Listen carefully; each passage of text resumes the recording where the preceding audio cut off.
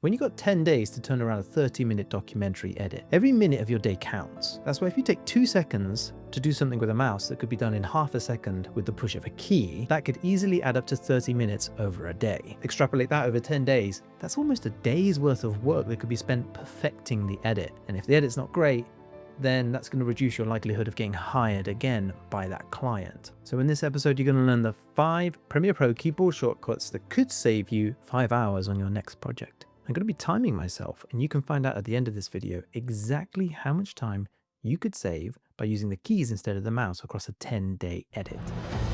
Welcome to the video editing podcast from Unsplice. We're going to learn how to overcome cluelessly editing from the gut and consistently apply industry standard workflow and storytelling techniques that premium clients will pay £300 to £500 per day for. By the way, my name is Shiny. I'm an Emmy-nominated documentary and commercials editor that spent the last 15 years working with big clients like Vice, BBC, Ogilvy, CNN. Now, here's what most editors get wrong with keyboard shortcuts is they try to memorize all of them. They'll go read a blog post and there's 50 different shortcuts and they try to remember all of them. They get overwhelmed and they remember none of them. But there is a better way, and it's called the Pareto Principle. That means 80% of your results come from 20% of your actions.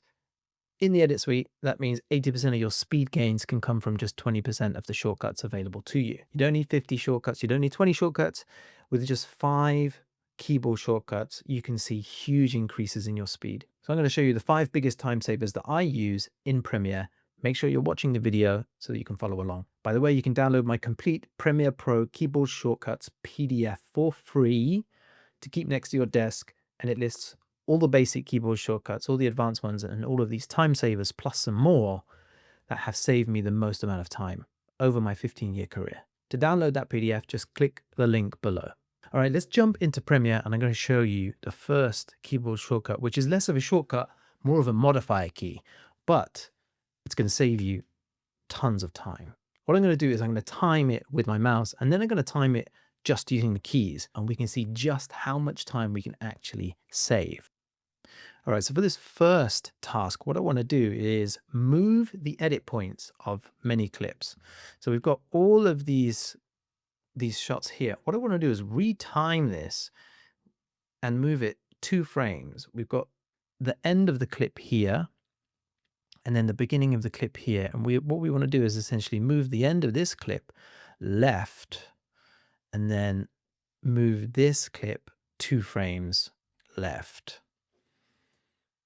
So I'm going to start the timer and we're going to see how we do it. So start. Now, if I select this, then I need to move it left. I need to turn off the snap so that we can get frame precision. 1, 2. Select these, go left, stop. That was 15 seconds. That was 15 seconds to do that. And that's mainly because, and that was me working fairly fast, that's mainly because we had to turn off the snap. So we have to toggle the snap on and off, which is the S key. So in combination, we could do that using the S key marginally faster. Let's move these, let's undo that. And we're going to move these edit points 2 frames left using only the keys. The main keyboard shortcut you're going to learn is the command modifier. Right now, I'm holding down command and you can drag a marquee around these edit points. That means you have now selected these edit points. We're in trim mode. So we can now move these edit points. If we wanted to, we could use the mouse and move them. I'm holding down the command key still, move them 2 frames.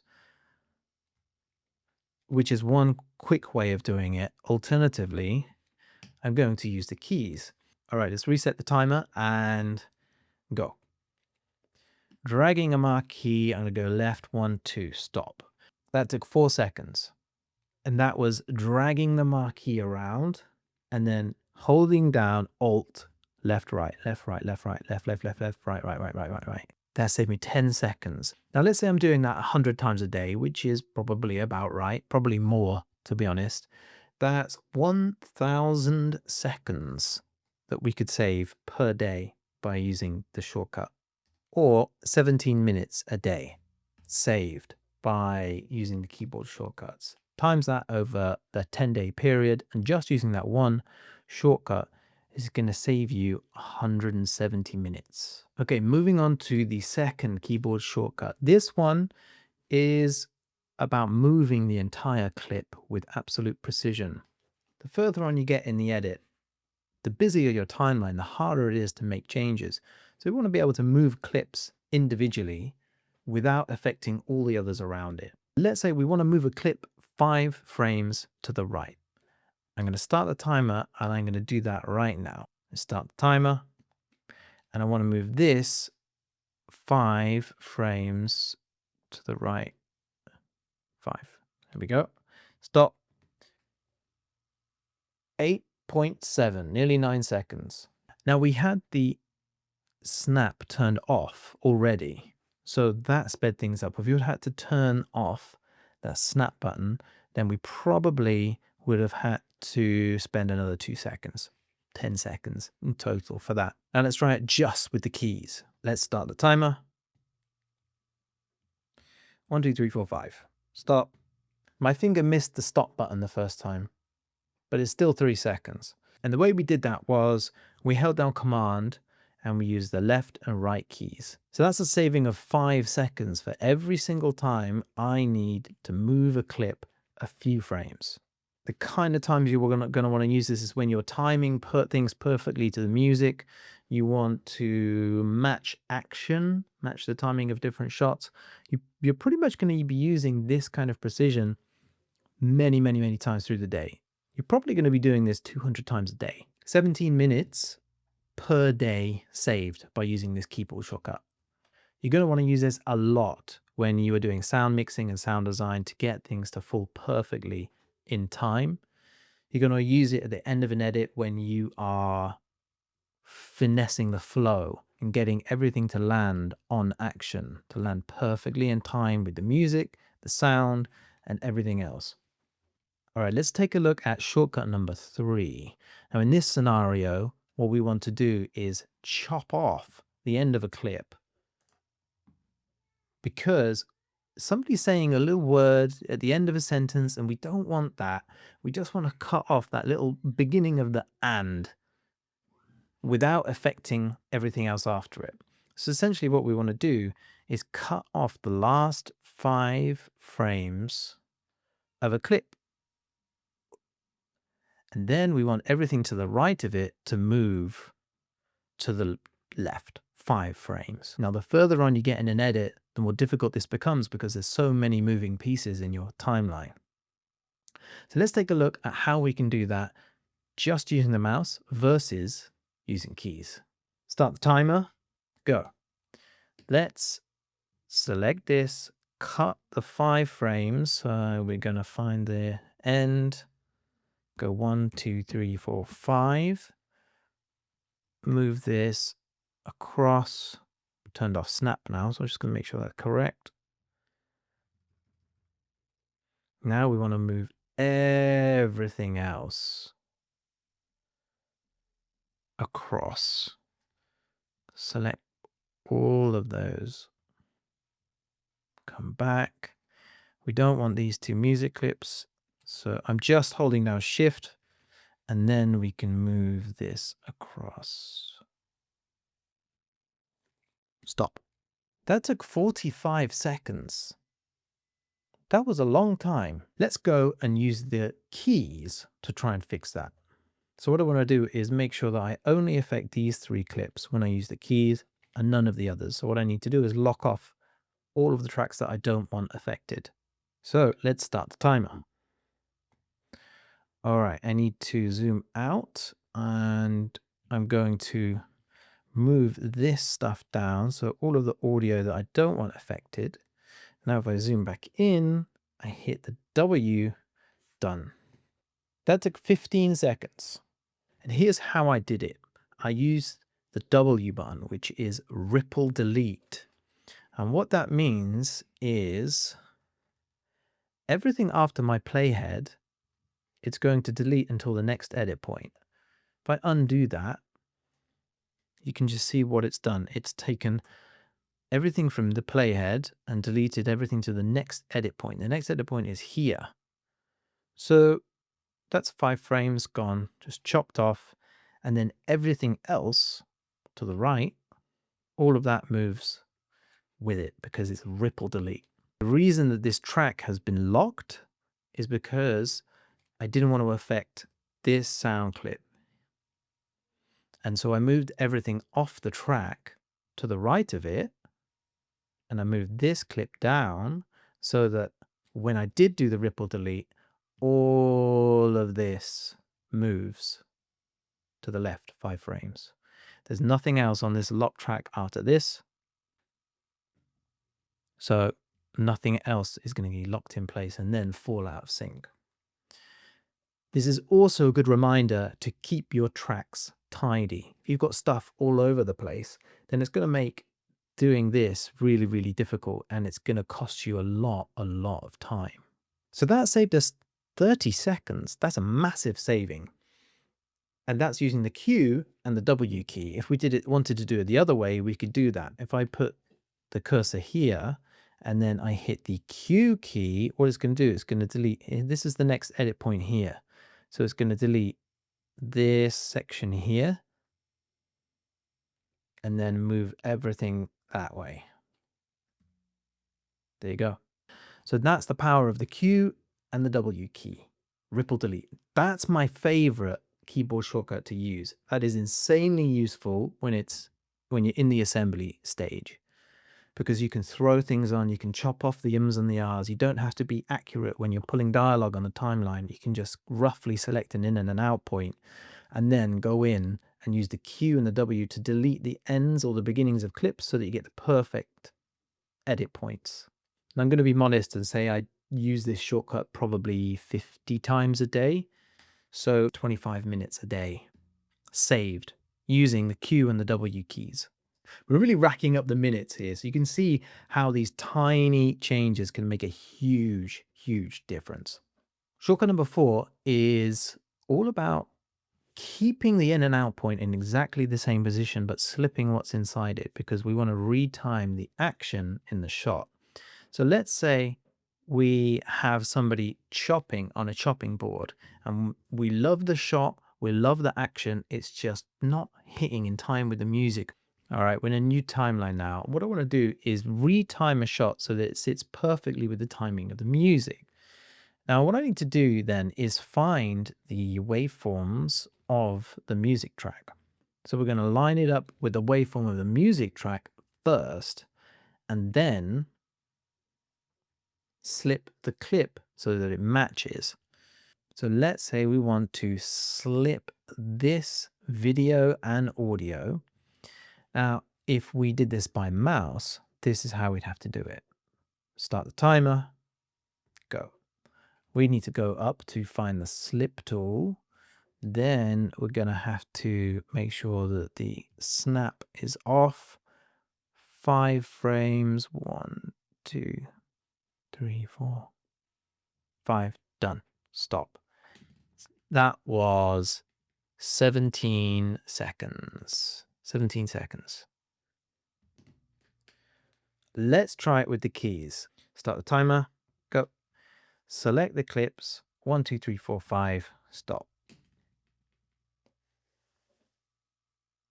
4 seconds. 4 seconds that took. And what we did was we held down Command and Alt together, and then we used the left and the right keys.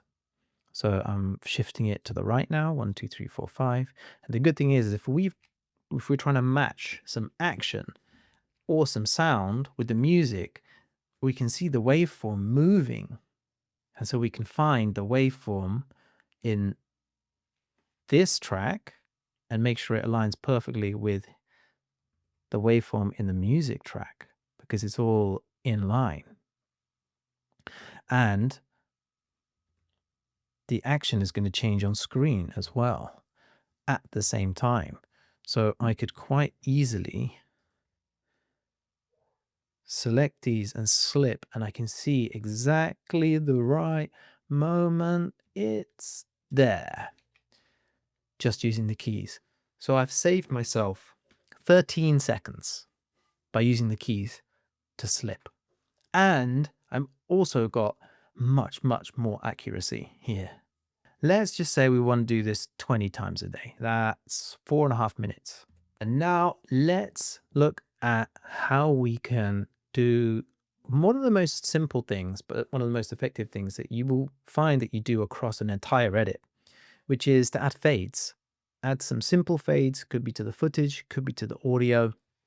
You're going to use this many, many times, especially the later part of your edits. Why would you want to add fades? Well, you might have two audio clips that you want to sound smooth. So you put them together and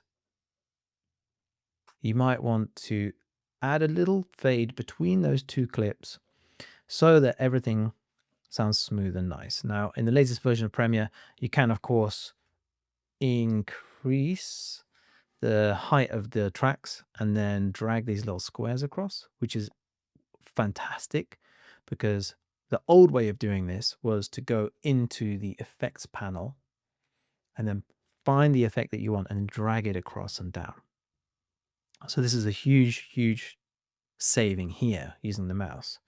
However, sometimes we don't always want a fade only. And sometimes we want to apply a fade to a clip, or fade two clips together, or fade a clip out, or more useful, titles. Let's say we wanted to add a fade to this graphic so that it comes on over this person talking and we want it to fade on a bit. So the typical way that we would have to do this with the mouse, let's start the timer, would be come up here. We need to look for a cross dissolve, drag it down and apply it, and then we're done.